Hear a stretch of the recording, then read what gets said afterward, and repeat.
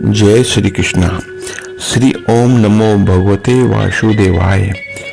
भक्तों, आज हम श्रीमद् भागवत गीता जी के 15वें अध्याय का अभ्यास करेंगे। सबसे पहले कथा द्वारा श्रीमद् भागवत गीता जी के 15वें अध्याय की महिमा का ज्ञान लेंगे। श्री महादेव जी कहते हैं, हे पार्वती, अब गीता के 15वें अध्याय का महात्म्य सुनो। गौड़ देश में कृपाण नरसिंह नामक एक राजा थे, जिनकी तलवार की धार युद्ध में देवता भी प्राप्त हो जाते थे। उनका बुद्धिमान सेनापति शस्त्र और शास्त्र की कलाओं का भंडार था। उसकी भुजाओं में प्रचंड बल था। एक समय उस पापी ने राजकुमारों सहित महाराज का वध करके स्वयं ही राज्य करने का विचार किया। इस निश्चय के कुछ ही दिनों बाद वह हैजे का शिकार हो गया और मृत्यु को प्राप्त हुआ। थोड़े समय में वह पापात्मा अपने पूर्व कर्म के कारण सिंधु देश में एक तेजस्वी घोड़ा हुआ। उसका पेट सटा हुआ था। घोड़े के लक्षणों का ठीक ठाक ज्ञान रखने वाले किसी वैश्य के पुत्र ने बहुत सा मूल्य देकर उस घोड़े को खरीद लिया और यत्न करके उसे राजधानी तक ले आया। वैश्य कुमार वह घोड़ा राजा को देने लाया था। यद्यपि राजा उस वैश्य कुमार को जानते थे, तो भी द्वारपाल ने जाकर उसके आने की सूचना दी। महाराज ने पूछा, किस लिए आए हो? तब उसने स्पष्ट बताया कि हे सिंधु देश महाराज, सिंधु देश में एक उत्तम लक्षणों से उत्पन्न घोड़ा था, जिसको मैंने बहुत सा धन देकर खरीद लिया है। राजा की आज्ञा पाकर वह उस घोड़े को महाराज के पास ले आया। वास्तव में वह घोड़ा गुणों में उच्च सर्वा के समान था। सुंदर रूप को तो मानो घर था, शुभ लक्षणों का समुद्र जान पड़ता था। वैसे घोड़ा लाया और राजा ने उसे देखा। घोड़े के लक्षण से राजा बहुत खुश हुआ।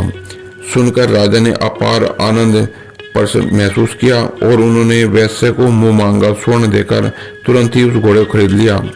कुछ दिनों बाद राजा शिकार खेलने के लिए उसी घोड़े पर बैठकर वन में गया। वहां हिरणों का पीछा करते हुए वन में काफी दूर निकल गया। उसके सैनिक उसके पीछे छूट गए। वे हिरणों द्वारा आकर्षित होकर बहुत दूर निकल गए। प्यास ने उन्हें व्याकुल कर दिया। तब वे घोड़े से उतरकर जल की खोज में इधर उधर घूमने लगे। घोड़े को तो उन्होंने वृक्ष की डाली में बांध दिया और स्वयं एक चट्टान पर चढ़ने लगे। कुछ दूर जाने पर उन्होंने देखा कि एक पत्ते का टुकड़ा हवा में उड़कर शिलाखंड पर गिरा है। उसमें गीता के 15वें अध्याय का आधा श्लोक लिखा हुआ था। राजा उसे बांचने लगे अर्थात पढ़ने लगे। उनके मुख से गीता का आधा श्लोक सुनकर घोड़ा तुरंत गिर पड़ा और घोड़े के शरीर को त्याग कर तुरंत ही दिव्य विमान पर बैठकर स्वर्गलोक को चला गया। इसके पश्चात राजा ने पहाड़ पर चढ़कर एक उत्तम आश्रम देखा, जहां नाग, केसर, केले, आम और नारियल के वृक्ष लहरा रहे थे। आश्रम के भीतर एक ब्राह्मण थे जो संसार की वासनाओं से मुक्त थे। राजा ने उन्हें प्रणाम करके भक्ति से पूछा, हे ब्राह्मण, मेरा घोड़ा जो अभी अभी स्वर्गलोक को गया है, उसमें क्या कारण है? राजा की बात सुनकर त्रिकालदर्शी, मंत्रवेत्ता एवं महापुरुषों में श्रेष्ठ विष्णु शर्मा नामक ब्राह्मण ने कहा, राजन, पूर्व काल में तुम्हारे यहाँ जो सर भेमु नामक सेनापति था, वह तुम्हें पुत्रों सहित मारकर स्वयं राज्य हड़प लेने को तैयार था। इसी बीच में वह हैजे का शिकार होकर मृत्यु को प्राप्त हो गया। उसके बाद वह उसी पाप से घोड़ा हुआ था। यहाँ कहीं गीता के 15वें अध्याय का आधा श्लोक लिखा मिल गया था। उसे तुमने ही बांचा अर्थात पढ़ा। उसी को तुम्हारे मुख से सुनकर वह घोड़ा स्वर्ग को प्राप्त हुआ है।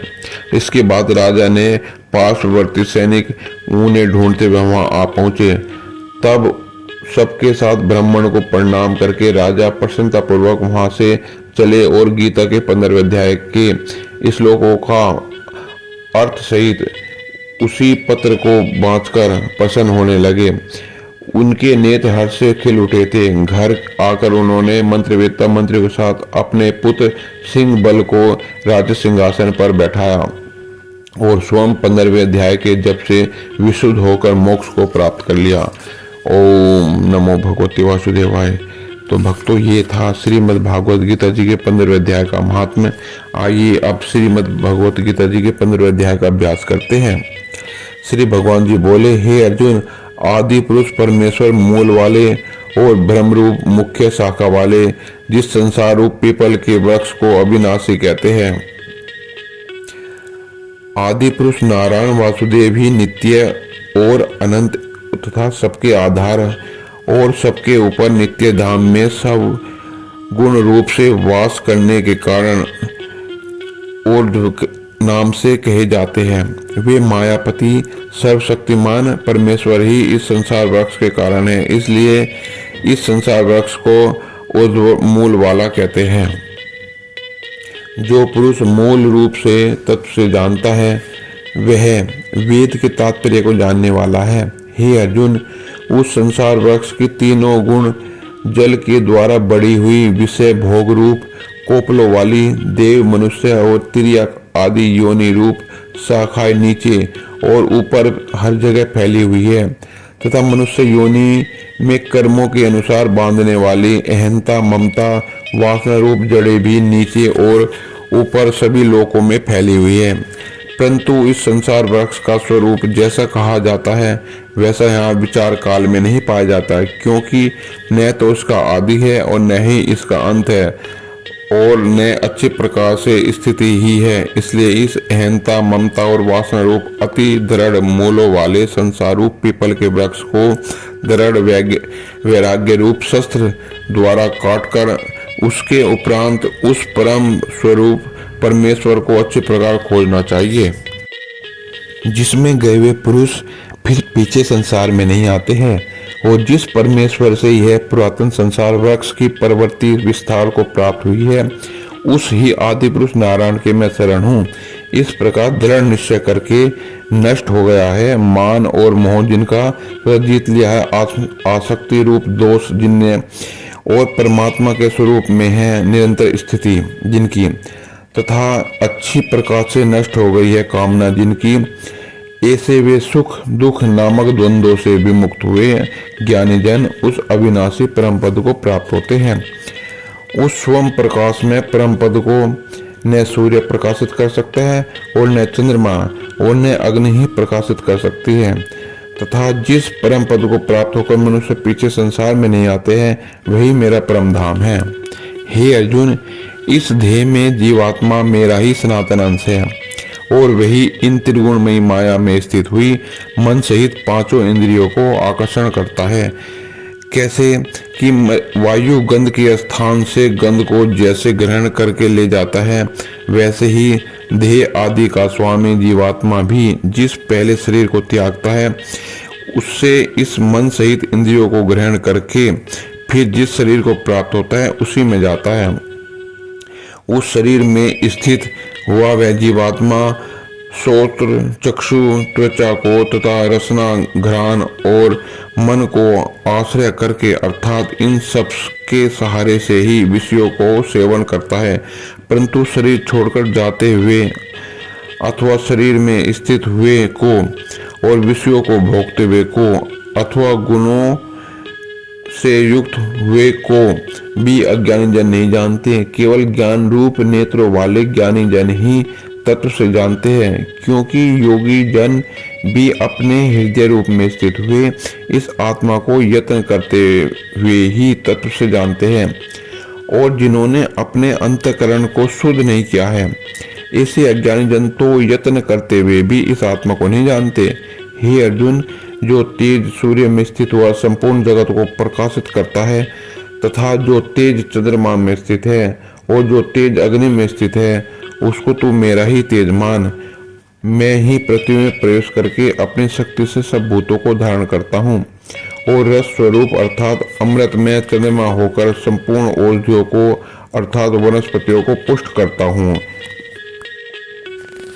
मैं ही सब प्राणियों के शरीर में स्थित हुआ वैश्वानर अग्नि रूप होकर प्राण और अपान से युक्त हुआ 4 प्रकार के अन्न को पचाता हूँ, और मैं ही सब प्राणियों के हृदय में अंतर्यामी रूप से स्थित हूँ, और मेरे से ही स्मृति और ज्ञान अपोहन होता है, और सब वेदों द्वारा मैं ही जानने योग्य हूँ तथा वेदांत का कर्ता और वेदों को जानने वाला भी मैं ही हूँ। हे अर्जुन, इस संसार में ज्ञानवान और अविनाशी भी यह 2 प्रकार के पुरुष हैं।